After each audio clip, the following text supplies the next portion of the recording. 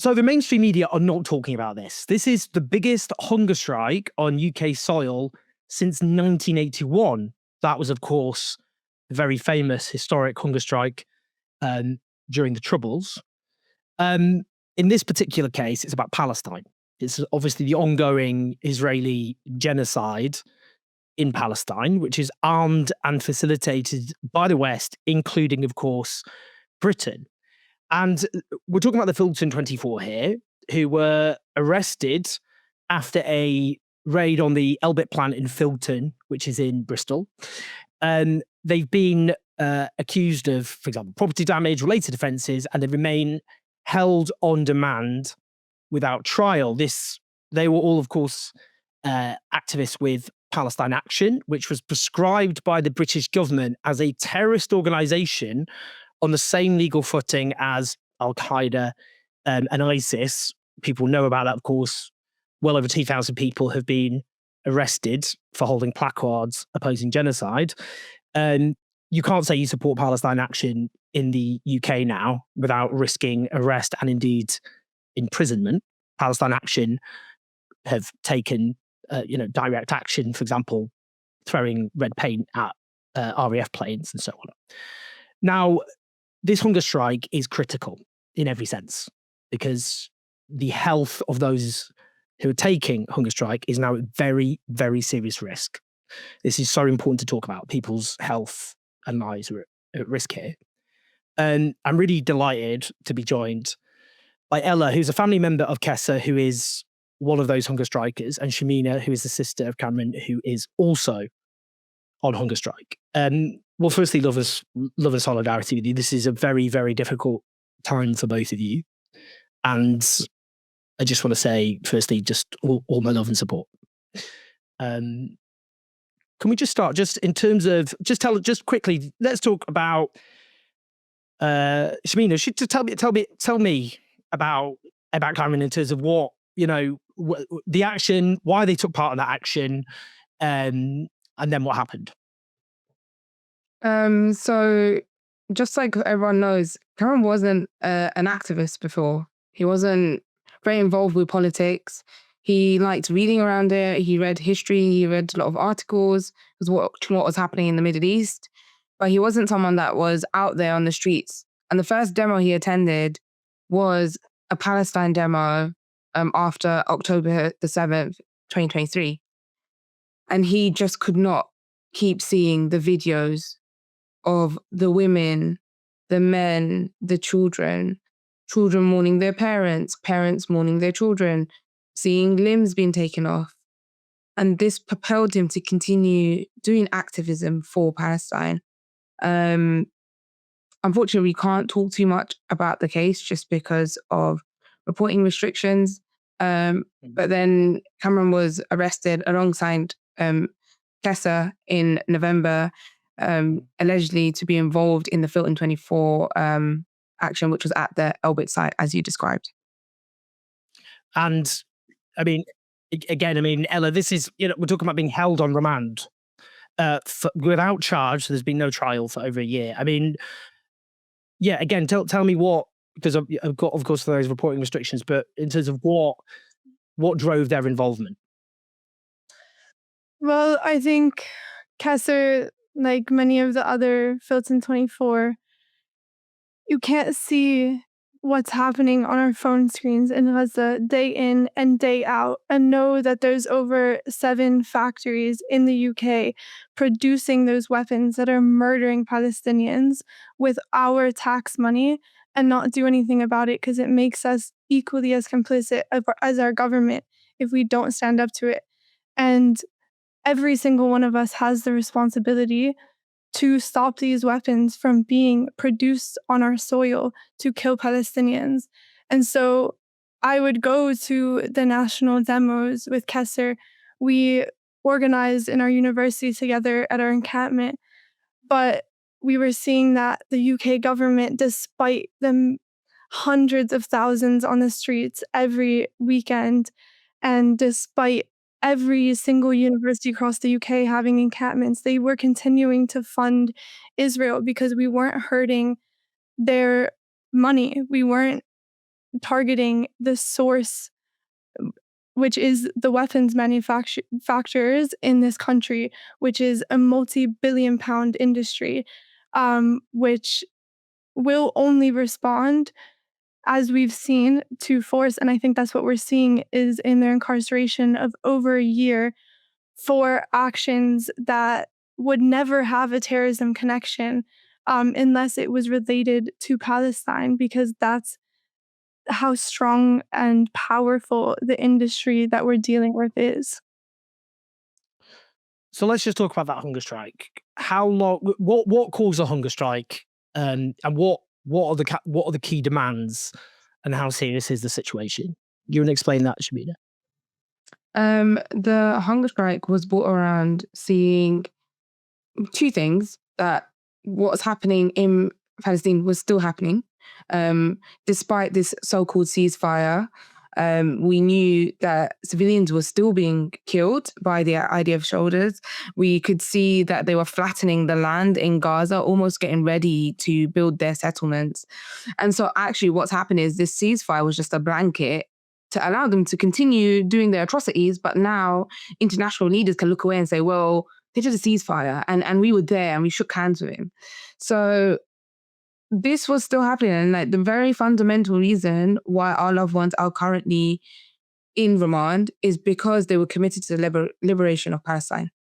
So what do they have left? When you're in prison, what have you got left? The only thing you have left is your body. They are witnessing the injustices that are happening to their fellow comrades in prison. They are watching what's happening to the censorship on their mail. And they have tried everything to target it through a legal route. This is the reality of it, right? They've been on remand for a year. They have tried to tackle it through their solicitors. They've tried to tackle the censorship through their solicitors. But none of it was working. And what we could see repeated again and again was this injustice and a system that is suddenly trying to make sure that these guys are penalized and made into these complete villains. Like Cameron talks about it, like they're villainizing us.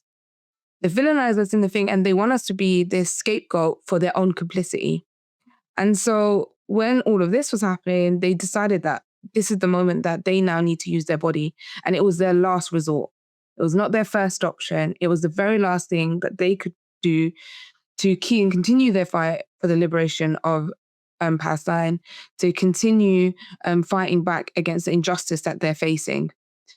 And so now we're left with the 5 demands, and the key demands, the number one demand is to shut Elbit down. And it's really clear that that's what our loved ones want to occur. The second was to get censorship, to end the censorship of their mail and books. And the attack, because any view now on Palestine within the prison system seems to be targeted as having sometimes terrorist views, but you can't retrospectively apply the proscription of Palestine action. And Palestine alone is not a terrorist ideology. It's a group of people, it's a livelihood, it's humans that are being killed, right? But apparently opposing those things makes you this massive villain and gets you that T label. And then it was to get immediate bail for all of them. As we've discussed, they have been on remand for over a year. Many of them won't face trial for up to 2 years. Like Cameron's trial is in June 2026. That's almost 18 months after his arrest.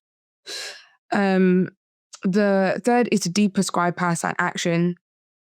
It doesn't make sense why a direct action group was ever prescribed by our organization. And we know this is an ongoing judicial review on it. And we're hoping that the government will see sense. This doesn't make sense. We've seen the lift the ban protest. It doesn't make sense to continue doing this. And the fifth one, I might have to tag Ella in because I get emotional blanking. Sorry. That's all right. Don't worry. Don't worry. Ensure their right to a fair trial, which is mainly around releasing all the government records of Elbit Systems export licenses that the UK has given in the past 5 years, which is crucial to enable their right to a fair trial. They cannot sit there in a trial which is around an alleged action on an Elbit system site, and the UK government still will not be clear about what was in those factories. I mean, we've seen what was in those factories based on the footage of this first 6 actionists going in, and what they found was, despite the government claiming that it was just a research hub and a research headquarters, that wasn't the case when they entered the factories. What they discovered was quadcopter drones, which mimics the sound of women and children crying to play in the air after a bombing, and to lure any any people out of the rubble, any surviving people out of the rubble, to then sniper them at almost 100% accuracy. That's what's being produced on our soil, and the people need to know that in order to effectively resist it and effectively oppose our UK government's complete funding of those death machines. And, you know, It's, you know, sorry, and I think it's important to also note, like I think Ella touched on it, about the interference we know that's happening on the case. There's been multiple things that have come out in the media, and this is just what's come out on media. When the first 6 got arrested, within that first month, we saw that Attorney General had sent an email directly to the UK ambassador in Israel, and he'd sent the contact details of our CPS and our counterterrorism team. And the question is, but why would someone in Israel require that information straight after we've had the arrest of the Filton, first Filton 6? And then we saw around the time that minors of like Kessa and Cameron got arrested and remanded into prison, that same month that they got remanded, Keir Starmer's had a meeting with Elbit Systems. So these can't be coincidences. And we have to ask, and we have to really ask that question of, why did these things happen? And then now, why are our loved ones paying the price for these conversations? Because that means our judicial system is not unbiased, and they're being treated guilty before they've even got a verdict. I mean, the final thing I want to just ask you is, because there's a media blackout about this, it's very, very little coverage whatsoever. I mean, you've answered, largely, I guess. I was going to ask anything to add on this. Why this is so important? Why people need to speak about it? But what you'd like people to do, what people who are listening and watching, who are obviously very, very worried about your loved ones and also desperate to do anything they can about this injustice, and of course the wider injustice about Israel's genocide. So yeah, why is the struggle so important? And given the blackout, and what can people do? What would you like people to do? I think it comes in there's 2 avenues of things that need to happen, right? We need the government to respond. So that includes putting pressure on your MPs and your council to put a statement out for the hunger strikers, asking your MPs to sign the early day motion for the hunger strikers, asking them to speak up for them, to go and visit the hunger strikers. And that's just a pressure from the MP. And then it's applying pressure to David Lammy, Shabana Mahmood, the Ministry of Justice, all these places they can be written to, called to, blockading their phones. They should not get peace while our loved ones are on hunger strike. Whilst we have them in and out of hospital, they should not be able to sleep through this period that we're coming up to. And then the other fold is about getting media attention. And the media attention is there's regular demos now happening outside of the BBC. They have them in London. They did one in Glasgow yesterday. So we need to continue pressuring the big media the big media companies to basically report on this. The reality is, what's happening right now is our government's done something really smart. They've put a gag order on these cases, which means that the media are scared to report on it. But when has media ever been afraid to report anything? Because when are you going to report it? When something catastrophic happens to these guys? What are we waiting for? And so as the public, we need to be putting on those pressures and then targeting the demand. So Elbit, loads of people live next to an Elbit.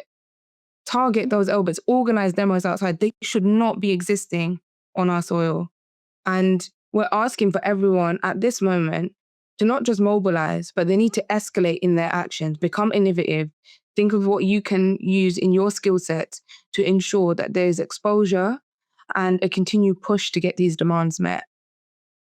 And I think it also demands a bit of discomfort from the public. Our loved ones have been imprisoned for over a year, and now they're 39 days into a hunger strike from their cells. And I think that's a really powerful declaration of the government has tried to tie their hands. They've tried to silence them. They've tried to make them unable to resist the Zionist entity in every single way possible. And they haven't succeeded in it. Even from their cells, our loved ones are finding ways to resist and finding way to defend Palestinian life. And so it really sends a message to those of us on the outside. This is what we can do, even from maximum security prisons across the UK. What can you guys do for Palestine? If we've found a way to resist like this, we need to be creative and we need to be uncomfortable, because Palestine has not had the luxury of feeling an ounce of comfort for over 77 years, and especially during the past 2 years of this phase of the genocide. And so I think the British public needs to really interrogate that. Why are we comfortable in this country when we are giving billions of pounds in arms deals to a government which is actively committing genocide? And what are we going to do about that? Because it is every single one of our responsibility. And there are so many ways to resist. And it does need all of us, because we've seen that the government will not respond from a place of morality. They will only respond when it becomes impossible for them to ignore all of the public pressure, and that needs to come from us. I mean, all obviously of all of you, in terms of the sacrifices that have been made. The genocide, of course, is ongoing. It isn't being covered. Obviously, it was already, the coverage was criminally awful. In terms of the whitewashing and legitimization of the genocide by the British and Western media. But now there's an attempt to try and forget what's happening. And we know from history that the rights and victories that are won through the struggle and sacrifice of people who often suffer terrible sacrifice and terrible suffering. And afterwards, everyone wants to think they were on the right side. They would have been supportive. They would have stood up. Everyone wants to think they were on the side of the suffragettes, when actually at the time it was extremely hard to do so, and people were demonized and reviled for doing so. So be on the right side of history at the time rather than afterwards, and show the same courage that people are showing here.